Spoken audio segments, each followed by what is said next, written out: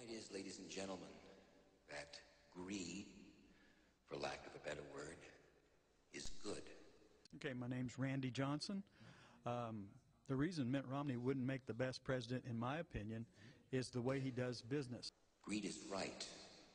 Greed works. It's one of his strongest campaign talking points. He'll get the jobs back.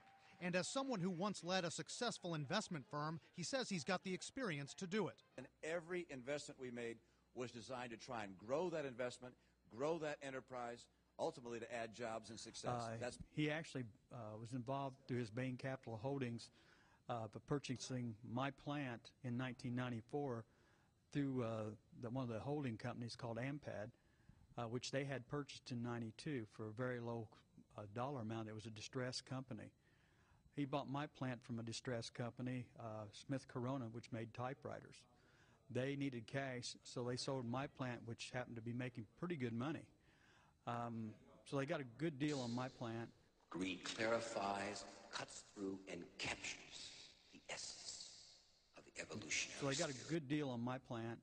We thought, well, okay, we're going to be all right. But what happened was, when they bought us, they bought the assets, and we were a union shop, and they said, you know, we're not going to honor the contract, we're not going to honor the union. As a matter of fact, you're all fired, including salary and hourly. They walked us out of the building after bringing in guards and handed applications to us. We filled out our applications, and out of 258 hourly workers, 205 were hired back. Greed in all of its forms. Greed for life, for money, for love, knowledge, has marked the upward surge of mankind, and greed, you mark my words, will not only save Teldar Paper, but that other malfunctioning corporation called the USA. Thank you very much. But there's fresh scrutiny of Mitt Romney, criticism that at that investment firm he was involved in large-scale layoffs and may still be profiting from that firm's deals which result in layoffs.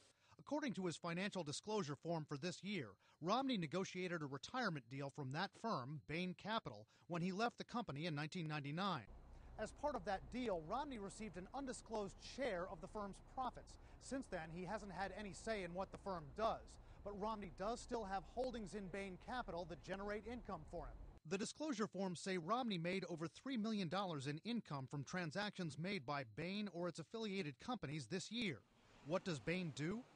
Bain's primary business is acquiring companies, trying to improve those companies, and then sell that company or take that company public, hopefully for a higher value than it originally paid. That's the essence of its business. Sometimes that means that they shrink the company before they're going to grow it, which is when we've heard of layoffs or streamlining. Sometimes they truly do buy a company and start adding employees in various divisions. Contacted by CNN, Romney's campaign said Bain Capital had a good track record, creating jobs with companies like Staples and Domino's Pizza. Fortune editor Dan Primack says Bain also drove some companies, like medical equipment maker Dade Industries, out of business and people out of work when it first made those companies slightly profitable, but then took dividends from them while adding to their debt.